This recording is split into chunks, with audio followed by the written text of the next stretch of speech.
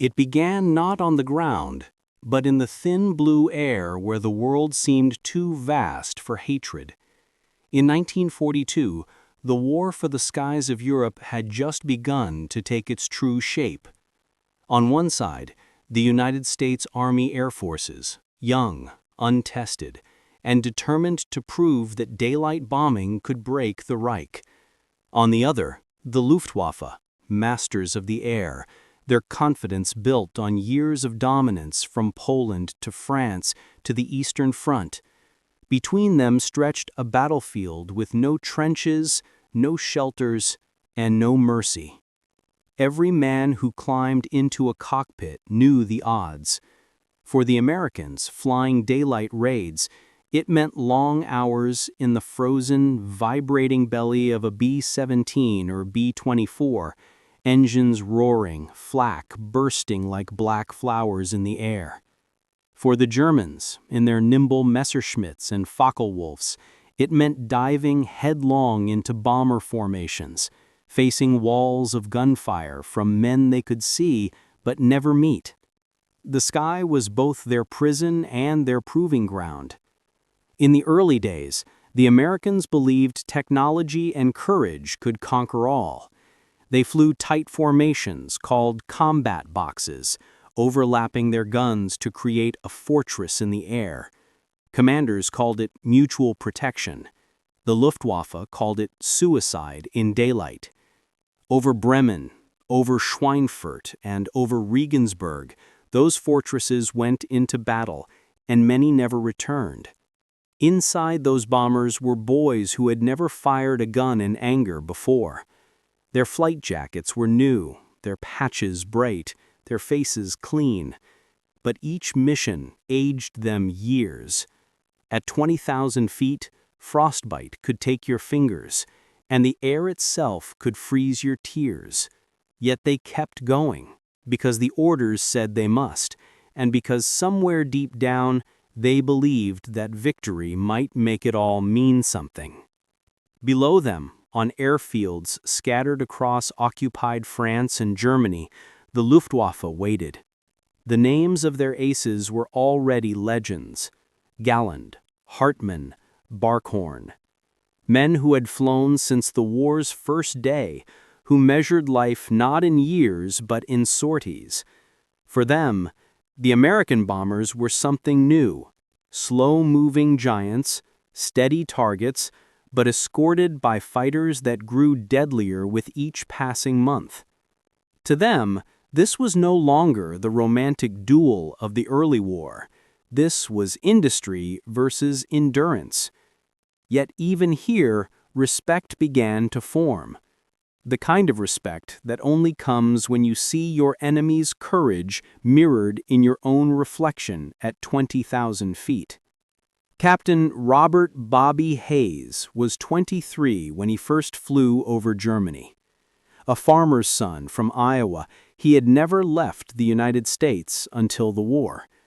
On his fifth mission, he saw his first German fighter.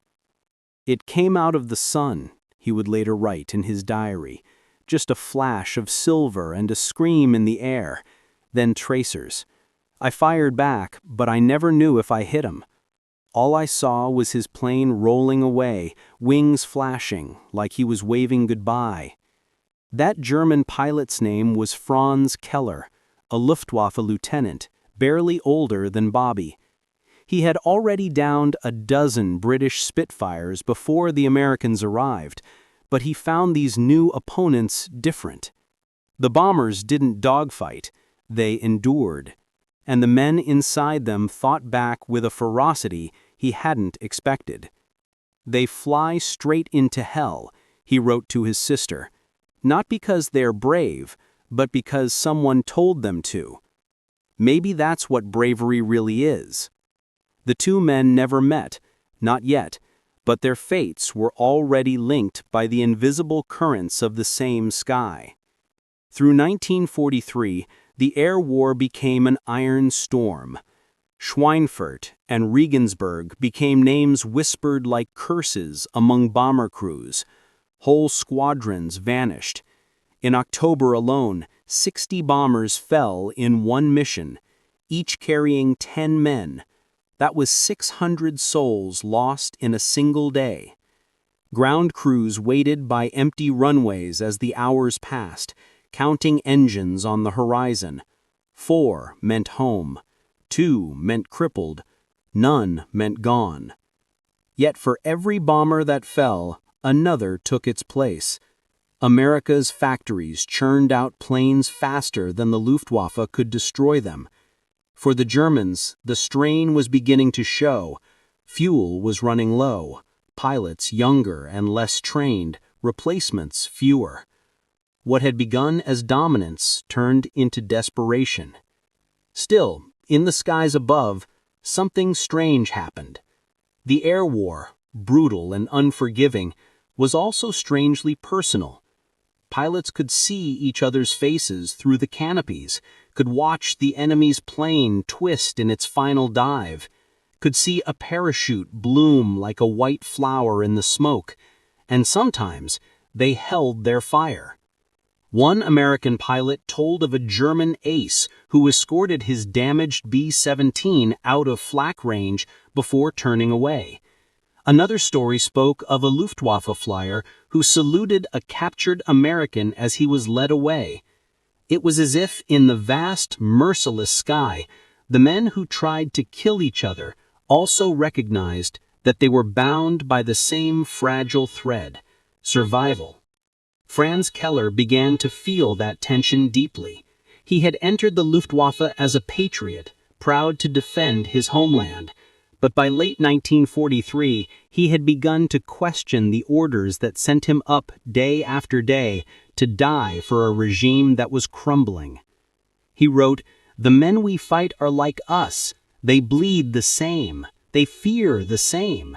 The only difference is the flag painted on the tail." For Bobby Hayes, that realization came later. It was after his 11th mission when his plane was hit and half his crew killed. He survived the jump only to spend months in a German prison camp. But even there, he found something unexpected. His guards were not monsters, but tired men who had lost as much as he had. One guard gave him bread when no one was looking. Another whispered, "The war will end soon. You must live to tell it." Back in the air, the duels continued. The P-51 Mustang arrived, sleek, fast, deadly, and the tide began to turn. The Americans could now escort their bombers deep into Germany. For the Luftwaffe, it was the beginning of the end. But even as the war darkened, the strange chivalry between aces endured. When Keller's squadron lost half their men in 1 week, he found himself thinking not of victory, but of the faces of the men he had downed, wondering if they had families, wondering if they had once been farmers too. By 1944, the sky over Europe was no longer a battlefield of glory. It was a graveyard of ambition. Yet amid that wreckage, something eternal remained. The bond of men who had seen each other's courage up close, who had understood that war could destroy everything except the simple, undeniable truth that even enemies could share respect. When the year closed, both Bobby Hayes and Franz Keller were still alive, though barely. One was recovering in a hospital bed, his body broken but his will intact. The other was grounded, his country collapsing around him, his sense of duty torn between loyalty and conscience. Both looked at the same sky from different sides of a dying war and wondered if they would ever fly again.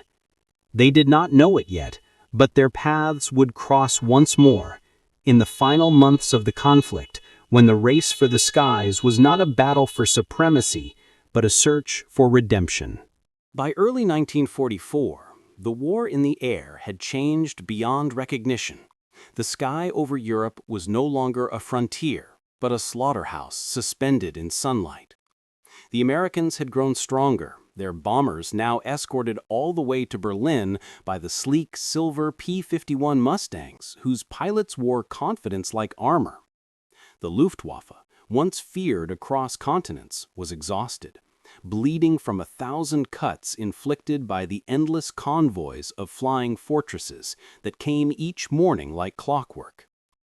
And yet, both sides still climbed into their machines, still buckled the same leather straps, still whispered the same silent prayers before takeoff.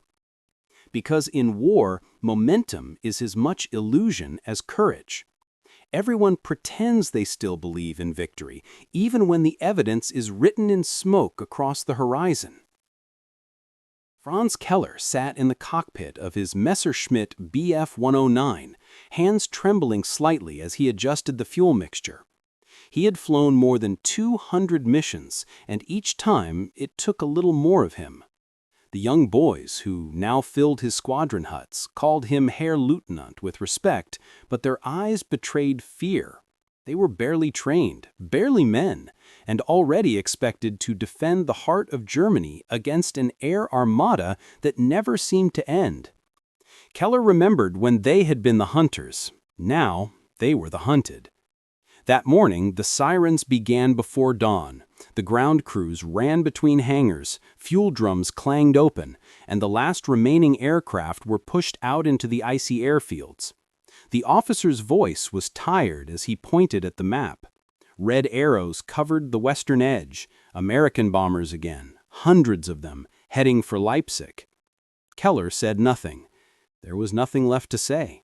He only thought of his sister in Munich, of the quiet letter he had written her 2 nights before. If I do not come back, know that I fought for my comrades, not for the men who give the orders. At nearly the same hour, Captain Robert or Bobby Hayes sat with his crew inside their B-17 nicknamed the Prairie Ghost. The plane's nose art, a faded, ghostly cow skull, had been painted back in England after their 5th mission. Now they were on their 23rd. The crew joked less these days. There were no more pranks, no more songs over the intercom. They had seen too much, lost too many friends to keep up the illusions. Still, Bobby looked at the photograph taped beside his seat. A farm, a dog, his mother's hand resting on his shoulder, and felt a kind of quiet determination. He didn't hate the Germans, not anymore. Hate required energy, and he had none left.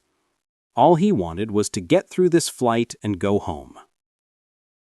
When the bombers crossed the Dutch coast, the flak began. The black clouds burst around them like ink spots in the sky.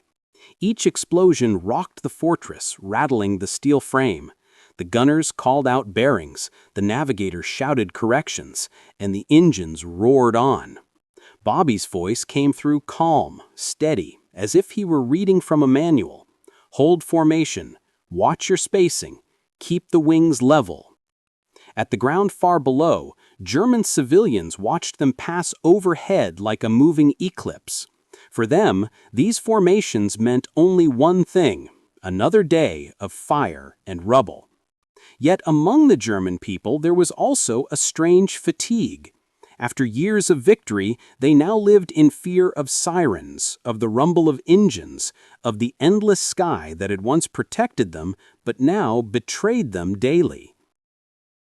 As Keller's squadron lifted off from the airfield, he saw the black columns of smoke already rising from the distance.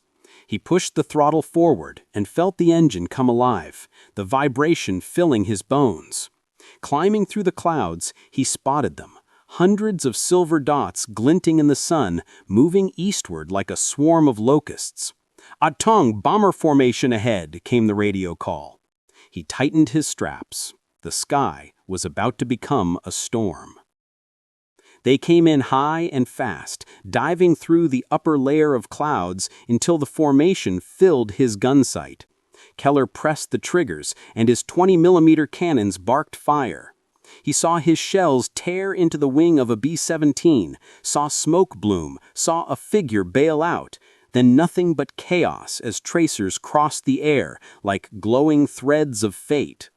His own plane shuddered as bullets slammed into the fuselage. He jerked the stick, rolled, pulled into a climb. When he looked again, the bomber he'd hit was falling apart. its tail section spinning away. Through the open gap, he saw faces, just for an instant, tiny, human, terrified. Bobby's bomber was in the same formation, and when that crippled plane fell away, he couldn't stop staring. "Jesus," someone whispered over the intercom. No one answered. The air was filled with the sound of flak, the smell of cordite, the metallic taste of fear. One of the waist gunners began to cry, silently, his gloved hands shaking on the gun grips. There was no shame in it. Everyone cried in silence sometimes. Then the fighters came again, this time from above. P-51 Mustangs streaked downward, intercepting the Messerschmitts with machine guns blazing. Keller barely avoided a head-on collision with one of them, rolling so hard his harness bit into his chest. For a moment, he found himself flying side by side with a silver Mustang, their canopies nearly level. He saw the American pilot glance his way. For half a heartbeat, they were just two men suspended between heaven and hell, staring at each other through the glass. Then both banked away, too fast to think. By the time the bombers reached the target, the formation had lost 10 planes. Bobby's crew dropped their payload on Leipzig's industrial sector, watching the black smoke rise through the clouds. The return trip was worse. The Luftwaffe came again, this time in waves, desperate, reckless, fighting as if each pilot knew it might be his last day. Keller's guns jammed, and he cursed, slamming the receiver. When he looked up, another German fighter exploded in front of him, torn apart by Mustang fire. The pieces scattered like shrapnel in sunlight. Hours later, Bobby's bomber limped back across the channel, riddled with holes. One engine was gone, half his instruments were dead, but somehow the plane held together. When they landed, ground crews counted more than 200 bullet impacts. The tail gunner was dead. The waist gunner, wounded. Bobby didn't speak as medics carried them away. He simply stared at the empty spaces in the crew truck. That night, he couldn't sleep. He walked outside the barracks, looked at the stars, and thought about the German pilot he had glimpsed that afternoon, the brief flicker of a face through glass. He wondered if he was still alive, or lying somewhere in the snow. He wondered if he had also stared at the same stars, wondering when it would all end. For Keller, sleep came only with exhaustion. He had survived again, though his plane was barely airworthy. The mechanic said it was luck. He wasn't sure he believed in luck anymore. He believed only in time, the dwindling measure of it that each man carried. That night he opened his sister's last letter. She had written, "The Americans bombed near us again, but we are alive. Do you still believe this will end well?" He didn't know how to answer. The next month brought more missions, more losses. Both sides began to feel the collapse creeping closer. The Luftwaffe's fuel supplies dwindled to a fraction. Pilots often had to taxi back without enough fuel to take off again. Meanwhile, American airfields buzzed with new crews arriving daily, fresh-faced replacements, unaware of how long the odds truly were.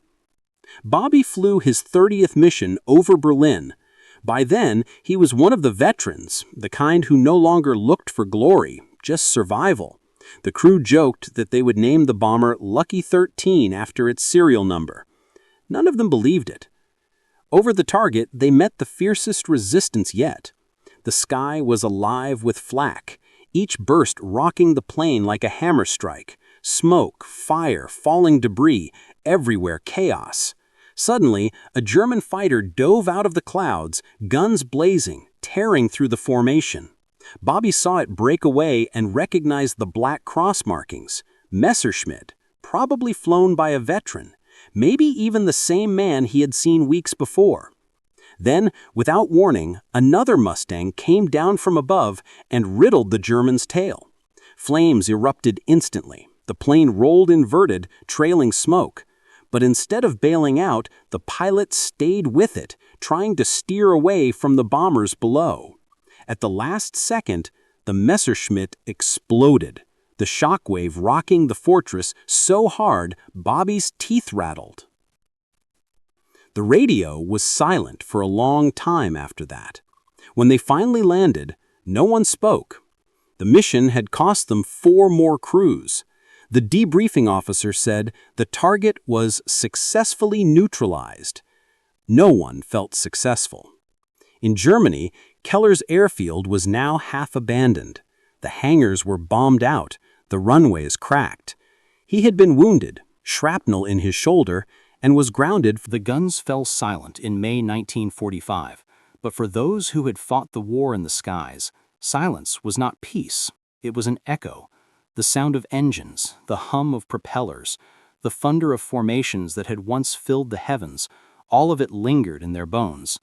For Captain Robert Hayes and Franz Keller, the war had ended, but its shadow remained long after the smoke cleared.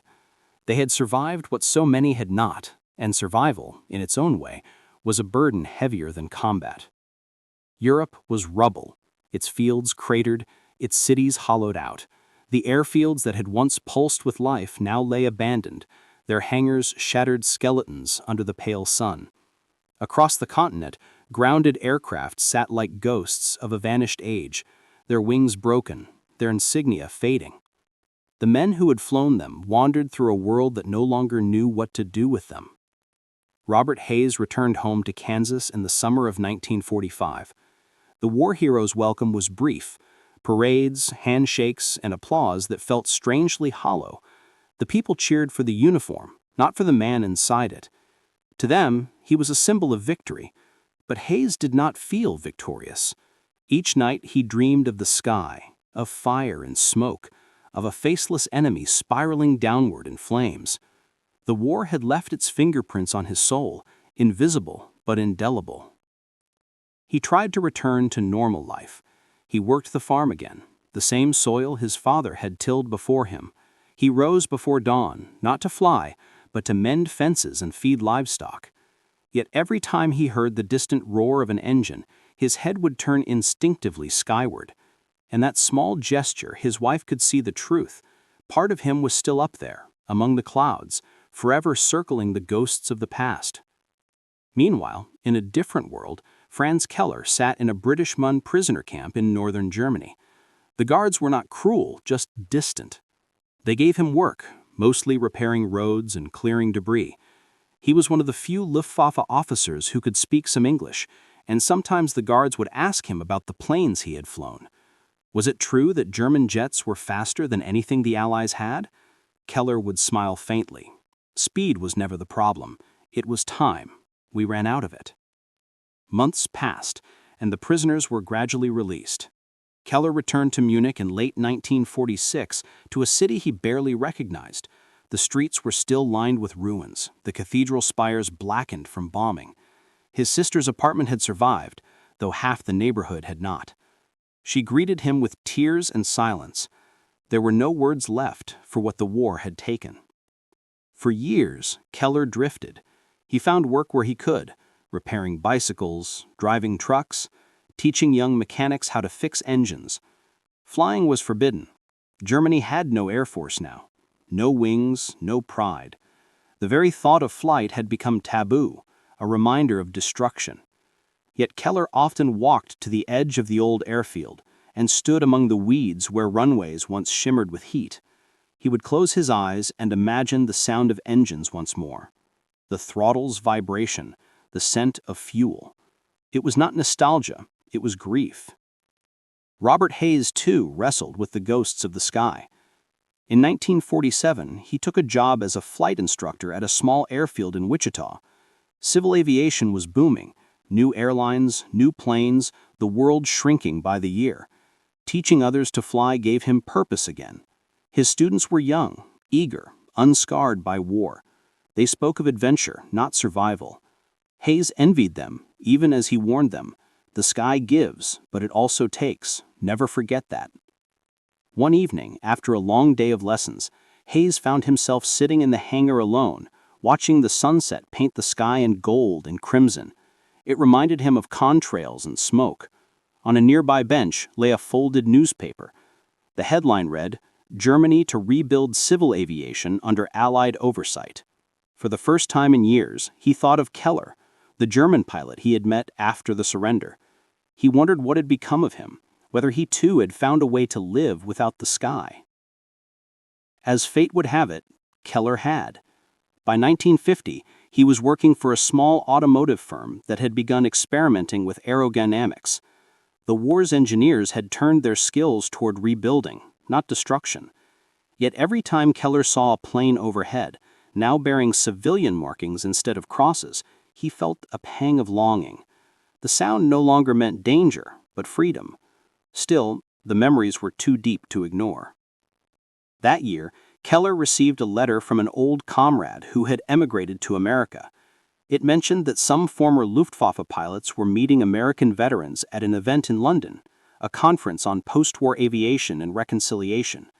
The idea seemed absurd at first, enemies sitting together, trading stories, but curiosity, and something else, perhaps a need for closure, drove him to go.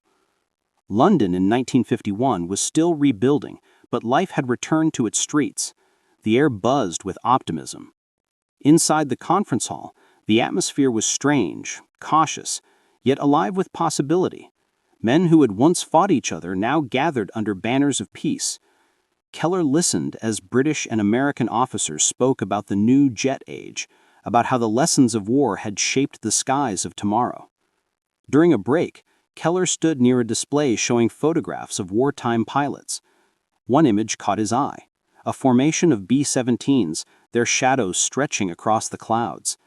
For a moment, his breath caught. The caption read, 8th Air Force, Europe, 1944. Standing beside the photograph was a tall man with silvering hair and calm eyes.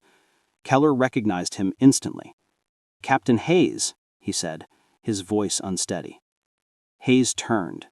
The years had softened his face, but not his gaze. Recognition dawned slowly, then completely. "Keller," he said quietly. They stared at each other, two men who had met once amid chaos, now meeting again amid peace.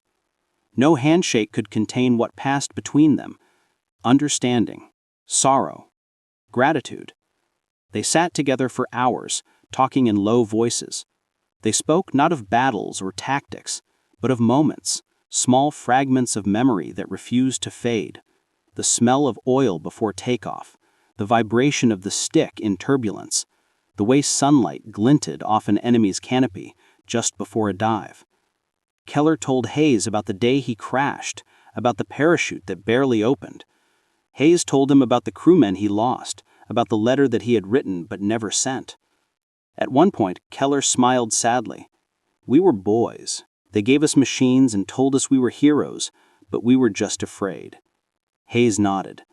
Maybe that's what courage really was. Doing it anyway. When the conference ended, the two men exchanged addresses. Over the next years, they wrote often, letters filled with reflections rather than nostalgia. They discussed the future of aviation, the moral weight of technology, the strange kinship of those who had once fought each other. Their correspondence became a testament to reconciliation, a thread of humanity stretching across what had once been a divide of blood. By the mid-1950s, both men had found their place in the world.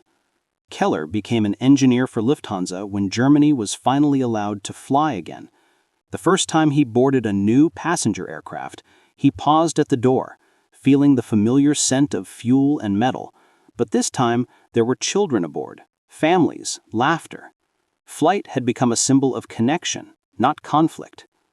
Robert Hayes continued teaching until he joined an airline himself, flying the new DC-6 routes across the Atlantic. Each time he looked out over the endless ocean, he thought of how strange it was that men had once fought to dominate this same sky and now used it to unite cities, continents, and people. The sky had not changed, but humanity had. In 1957, Lufthansa inaugurated its first flight to New York. Keller was on board as an engineer overseeing systems tests. When the plane landed at Idlewild Airport, a familiar figure was waiting on the tarmac. Robert Hayes, in uniform, representing the airline's American partner. Their eyes met, And both men laughed, shaking hands warmly. The cameras captured the moment. Two former enemies standing together beside a gleaming silver aircraft, symbols of a world that had finally learned to heal.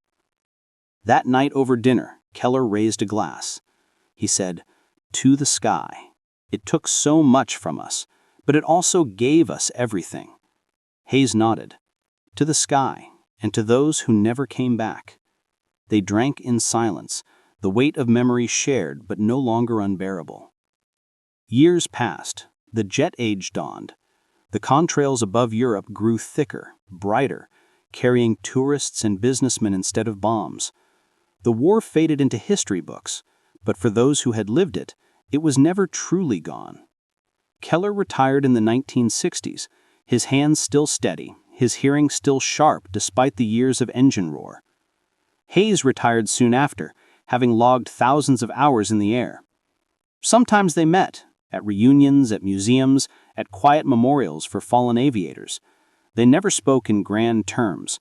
There were no speeches, no boasts, just stories, the kind that only those who had looked death in the face could tell with gentleness. Keller often said, "We fought to survive, but we lived to remember." In 1970, on the anniversary of VE Day, Keller visited the old airfield near Leipzig where his squadron had once been based. The runway